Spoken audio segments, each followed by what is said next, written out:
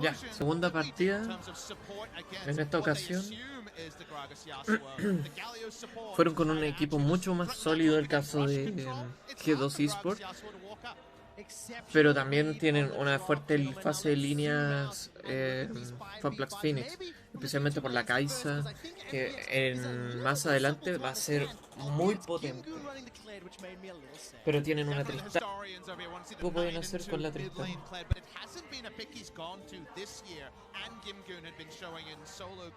So I guess there's no huge surprise there. We get this Akali versus Kled top lane matchup. Yeah, also Kled a little bit more trouble in mid lane, seeing that it's a Tristana.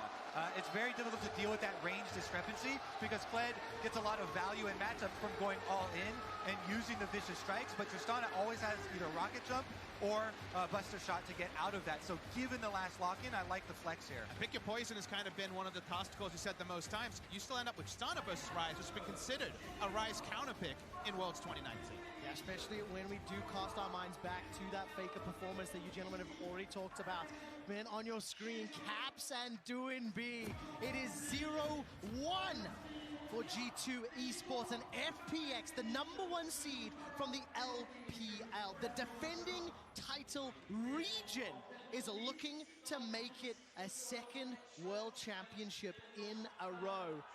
Very interestingly, in that previous game, despite the dominance these two teams have showed all summer long, it was the second longest game for each of them at the World Championship. Look at the minimap, and shenanigans are afoot. Both teams are grouped up, both teams are invading, and it's Kimgu that takes the first auto, while FPX are grouped in the bottom quadrant. See if they can actually get that deep ward down. Looks like they're fighting over the Raptor pit here.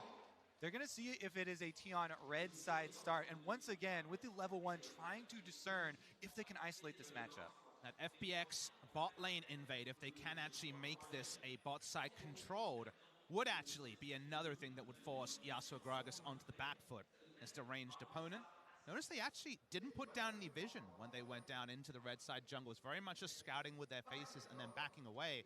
Vision is much later. Ya estaban muy agresivos. Pero que están más seguros también. Tienen picks que son fuertes con ellos. Tienen mucha teamfight.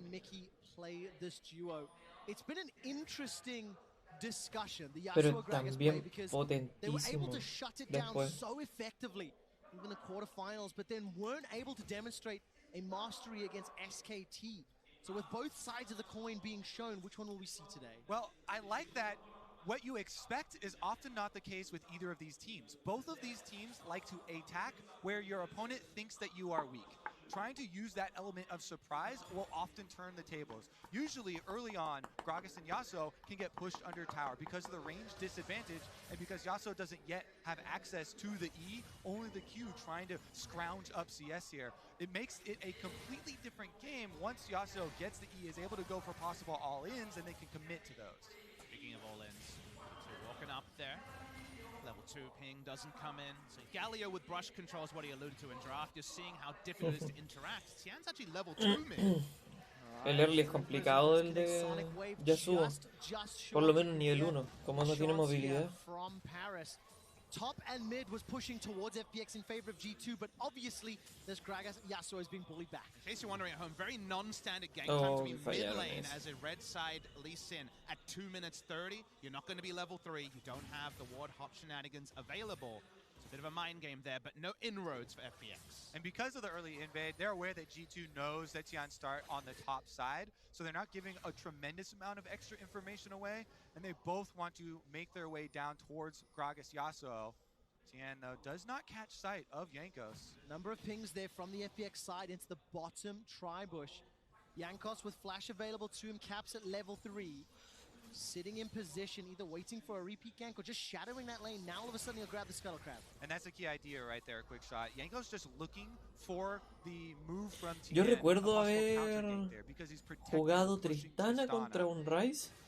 Es bien complicado, o sea, tampoco es como que te domine las líneas, pero es molesto porque tú vas a farmear y te pokea con la trades con la early. EQ. Caps actually just rocket jumps onto the minions to get the push. Exactly, as we're talking about, the push in mid lane so incredibly impactful. And now we'll see how that actually trails into the rest of the game here. Akali Wonder actually goes back in. Or really fun trades between the two of them.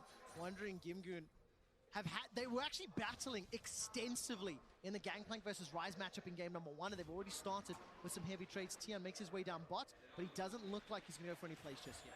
And the recall that we just saw in mid lane actually incredibly important, because that was Doinby trying to get the first recall off to get the purchase on the early tier. He can start stacking this mana. He shoves the wave now, and we have to play around these 30-second windows. A new minion wave will spawn every 30 seconds. If you're able to push it in, force your mid laner opponent to actually handle that homework, then you get to make an offensive play. I want to make it clear, there's an extra variable here to talk about this Tristana-Elise duo when it comes to ganking mid lane. It's the Ignite being run by Caps. Already these Elise duos have been the talk of this tournament. Elise and Renekton, for example. We already knew that Tristana's strong in this matchup. You add the Ignite and the Elise jungle against any opponent, and basically as Doinby, you're pushing out one minion wave and then back. And I think it's so important to note that right now, Wonder is under trouble. Skull gets actually procced. This time around, Jankos is looking for opportunities. Contrast that to game 1, where Doinby on the Nautilus and Tian on the Lee Sin were able to get early advantages, and many of them in the top lane.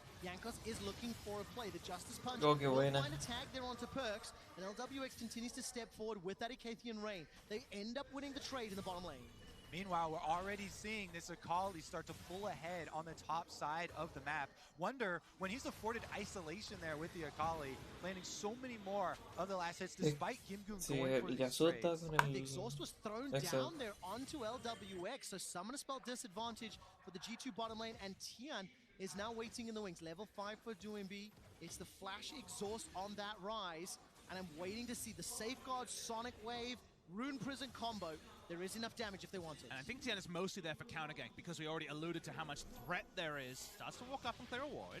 All right, I want to look into the future because we don't want to get behind the game here. Wait, you can do that? Yes, I'll pull out my scrying orb. With FPX actually having multiple people on bottom side, I expect G2 to try and play off of a level 6 power spike from Akali. I just mentioned Wonder's doing a very good job in lane. Akali is so good at executing the second part of her R ultimate and getting the kill onto Kled, because whenever you dismount, the extra percentage damage there does help you finish off tower dives, and you have an Elise on your team. So we'll see if they can actually afford to focus that lane with an Infernal Drake alive. Notice though that Gimgoon didn't use his teleport, so they can actually have 5 members here, FPX, and Akali can't join. Not just yet. The Scuttle Crab was picked up there by Jankos. The Elise was able to secure that final hit. 10 creeps up. Note as well, Wonder nearly double the CS of Gimgoon. Both of them at level 6, and Mickey and Perks making their way to ultimates as well. That Scuttle Crab was an incredibly efficient smite from Jankos. Necessary defense now that they've acquired this vision, and bottom lane pushing up. Perks has been able to start the dragon. Yasuo very good at helping take these dragons because of the wind wall and allowing possible denial of skill shots from the opponent team. This multi-step process, in spite of the losing 2v2 early, is going to get them an Inferno, it looks like. Chris Facechecks gets the bad news. Tiana, don't be a late here. Well, they are going to be a little bit. 800 HP on the Infernal. Caps will just avoid that overload. That's a flash forward into the top. Uy, pensé que le iban a robar. First blood again to FPX. Now Tian is going so low. Jankos repels up, comes down, gets killed. It's a jungler for jungler trade, and now Perks is blown up. 3 for 1, but the dragon goes to G2. I believe Jankos didn't even have smite when they're starting up this dragon. That's why they're waiting around it for so long too. In the end, he gets it with the execute Q form of Elise, but FPX with the extra kill are going to try and push on bottom and earn some turret plate money. And the instinct to walk up there actually gets them much more fruit than you'd expect. 3 kills for that first Infernal Drake secure. LWX gets a plate as well. That's a big early gold injection for FPX. All right, let's take another look at it, because for G2 here, Jankos just used the smite on the Scuttle Crab for the vision, but because Chris flashes in there, forces up extra vision, they are under attack very early on. Tian eventually gets focused here as they get into the back of the Dragon Pit, but it is still 2 for 1, allowing then some map pressure for FPX, resulting in what you just saw. Now Kaisa with the gold bounty, 2 kills to his name. for LWX and the CS lead. But it was really a matter of time in this meta with your fast, decisive decisions required. And what we saw in that was the no smite and Tian lasting so long in the fight that ended up with the 3-for-1 trade. And those are 2 trades right there. Later power of Infernal buff, Bueno, but Luke, a la vez se on llevó the 2 gold kills. total right now, Es lejos lo peor, LWX far quizá. and away the richest person in the game. 1,300 gold above Perks right now. His lane opponent, 15 CS lead. Obviously, you can see 2-0-1 in the kills. Compliments of that Dragon fight. And FPX again strike first in the game, get themselves an advantage, and we need to see how G2 will bounce back. And also, how FPX are going to push this lead, because with a enabled Kai'Sa, maybe a little earlier than anticipated, Kled, Rise, Galio, Kai'Sa, that is a terrifying death ball dive style comp. As Gimgoon's going to chase forward using charge, and he almost gets the solo kill. Skarl gets popped. How did Wonder survive? He manages to stay alive a few seconds longer and gets under the tower. And it was only just an inch away from being a straight up solo kill. That always does more damage than you expect in the 1v1. Kled able to force out the flash there from Wonder. Now let's see if there's going to be any sort of response. We just have 2 resets on the side of FPX, so I think everything should calm down. The gold standard here for FBX to use that extra gold to get deep vision on the red side jungle to stop Yasuo Gragas doing what it says on the tin, which is after level 6, doesn't matter how much gold Kai'Sa has, you can't walk up at threat of the body slam flash or the ultimate coming in. So actually expressing the lead in the 2v2 is actually difficult against specifically Gragas Yasuo duo. All right, Gimgoon with the Hex Drinker here, gonna afford him more opportunities to go for those all-ins onto Akali. With Press the Attack, you have a lot of burst damage that you can try and threaten very early. It's gonna be about how these junglers work around the Rift Herald. Jankos leashes it all the way towards mid lane. That should give up his position. Absolutely the case. Tian He knows. will get spotted out. Sonic Wave finds a target. Repel app finds a minion to go down. Rune Prison locks him down. That's a buster shot on the rocket jump with the ignite coming in. Crisp comes down with the ultimate. They end up trading. Se salvó. Long cooldown used from Crisp there to no inroad. Mickey's mid lane going to be spotted on this play. You start to see the burst potential. Didn't really feel like starting to put too much oomph into the autos, and yet Lee Sin almost went down. A lot of damage potential when G2 gets the time to set it up, if they want to use the Tristana combination. But then you add the burst combination for the Akali as well as the Yasuo. There are tools for them available. Mickey sneaks away a little bit more damage on the mid-outer turret. And look at the minimap now. LWX and Crisp, they've recalled. They've put themselves in the top lane, and it looks like we're going to have Australia lane set up. Yeah, and there's a very big difference here. Because of the extra teleport on Wonder, G2 can actually force a Rift Herald play. After swapping over, Gimgoon is basically relegated to bottom lane, especially until the Kled ultimate comes up. But it's bottom lane with a TP Esta partida va mucho más lento. Está como fantastic at using their yendo teleports muy a la segura. Sometimes these teams walk No up sé si eso like sea too mejor o much. peor. For now, Tian is going to be in disengaged view. They want to buy about a minute and a half for Gimgoon to be able to be back on the map. All right, Yanko showing bottom. Actually going to hover behind Wonder rather than go for the big play on top side with numbers advantage. And Tian, I think he gets it. Yeah, he manages to sneak that one away. Crisp goes for the Justice Punch forward, will not find a taunt onto Mickey, but look at the minimap. Jankos has made his way up, and now FPX, they've positioned themselves to start the Heralds. Yeah, you can see whenever Gimgoon hovers in the river here, he's threatening possible Kled roam. Perks wants to solo, Perks wants to solo, and he will gosh. get out the Killer Instinct. He doesn't find the knock-up. The exhaust was committed for that. Now, there's no Killer Instinct from LWX, and that final breath from Perks' Yasuo is available. The Herald is secured, and that solo attempt prevents G2 from picking a further fight. Crucially, there's no TP ward here for Akali to come in, so despite having TP, it's not felt. The Rift Herald goes down. Perks is lingering on the top side. Ay, tiraron el Heraldo al Themselves a tiro. Cloud Drake, and the Torch finds two! FBX step forward. The Wind Wall and the Gragas Barrel does so much to work. Oh. The tower. Mickey goes down. La Tian's not agarró. done yet. He gets all the way forward. FPX are looking for the first tower. This is a tale of 2 pushes. Quick shot, top side, FPX strike quick, and they strike hard. Meanwhile, mid lane, G2 trying to fight back. They get a counter punch, and the Tristana explosive shot will do some work. And maybe the Tristana can be the difference, but otherwise FPX went all tails up in this play. This time they have the Rift Herald on their first Ahí no push. sé si Plenty fue of mejor backup en lo que for hicieron LWX. ahí, porque quizás pudieron haber botado la torre de mid. Mining more and more money. Let's see if there's a counterattack. As you can see on the mini-map, Mickey and Perks move up to try and take down the Rift Herald before the charge gets off, but the damage has been done. It absolutely is. No Gragas ulti available. LWX No. will flash away from Mickey's flash. It's traded 1-for-1. Here comes Perks, here comes Caps. Duabee's the target. Gets caught up on the final breath, but the hero's entrance does fue so demasiado. much to save him.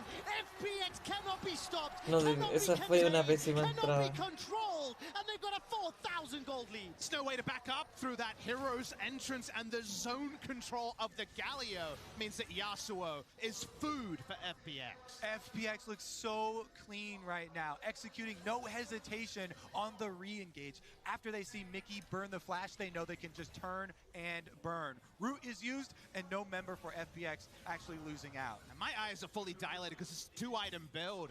Manamune into the Rage Blade already done. Coming back onto this play, it was a nice disengage. Doinby just about gets enough damage down and finished off by LWX. And that's LWX accruing another kill. Kaisa now with 4 kills. As you talked about, Papa Smithy, the build is well underway. I have been here before, gentlemen, watching a European team playing a Chinese team where hope was high and gameplay did not live up to it. Yeah, It is a let's hope it changes this time. 1,000 goal difference. Now, one thing that is important to note, G2 Esports did win consecutive team fights behind in gold versus SKT just 1 week away. I mean, they need to channel that performance again to bring it back this game. Well, Cookshot, they're about to be posed a very difficult question. Gimgoon split pushing on the Kled on top side of your map. We're about to reach that top tower, but ¿Ocurrirá lo mismo que el año pasado, donde el equipo europeo se fue tospeado 3-0? The cooldowns are much longer on FPX's side, so you actually have to not lick your wounds. You have to re-engage before Hero's entrance Eso sería and also the pésimo. charge are off cooldown. But now, though, they're showing respect. Caps continues to get plenty of gold in the side lane, but they lose mid out. It ends up being a mid-outer for bottom lane trade. Perks to sidestep some of the damage. Mickey gets caught up by the Kaiser W, and the Wind Wall is doing some work to reduce the follow-up damage. FPX, 2 towers to 1. They are behind in the Dragon game, but that is it. They have everything else on lockdown, and a super strong AD carry, 4-0-2. LWX has been consistent all worlds long. And the team consistently drafts these compositions that allow him lots of room to work with. The idea behind FPX's strategy here, you have the Kled charging in with the extra speed, then Galio ult on top of the Kled to actually protect the remount there, and this opens up so many plasma targets that LWX is afforded a very offensive ultimate. And it's just threat and zone control for him to just free hit and choose his moment. And yes, open the tournament ulting too much. No, mira esa Alright, iniciación. Round Warp comes down. Void Seeker will connect onto Cap, but LWX decides not to go into the Killer Instinct. There was enough distance put between G2 and FPX before expending any additional ultimates. Duembi goes fishing. He doesn't find anything right now. It'll just be a matter of time before he throws down that Realm Warp. He's sitting 1-0-4. The front man for Fun plus Phoenix. And he'll need to get a little more creative to put some pressure. But look at the minimap. Gingoon, he's pushing on that outer turret. And I think he'll get some chip damage before Wonder rocks up. Still a lot of pressure here being applied by FPX. Stopwatch on this back coming through from LWX to go for one of those overeager dives. And yeah, it was the first day where suddenly we were down on FPX, that first seed from China that just wasn't able to pull the trigger smartly in the first round robin of the group stage, but they've been building since then in this first seed versus first seed battle. And I really like that people sometimes forget that these players are very, very new to this big of a stage. On the world stage, all of them showing up now under pressure. And that is very heartening to see. All right, there's the engage, the kickback. Mickey finds some damage on Duembi, but he's instantly thrown to the wall. No, esta partida está totalmente dominada por los chinos. LWX stays alive. Windwall by some time, but Mira. simply not enough. No Perks puede. goes forward. The final breath does nothing, and it's Crisp that gets another. 2 quick kills to FPX. And look what they could do with that quick shot. They get free reign over the map. The Dragon should be in the hands of LWX and the rest of FPX. G2, they have to back up and retreat to their towers now. There's nothing left for them to defend. It's very much an every man for themselves when someone gets picked so quickly to open a fight, and there are more re-engage options available for FPX. We're mercifully before 20 minutes. There's Hay no un dominio Baron muy punish grande de los open for chinos FPX. acá. Here is the replay. So much lingering doubt in the fog, and very quickly, Mickey got the bad news. Tian is so good. Everyone highlights Doinb because of the champions that he uses. But remember, Tian was also added to FPX to start off their remarkable rise. He's able to get the kickback to start this whole play. And then, as you're talking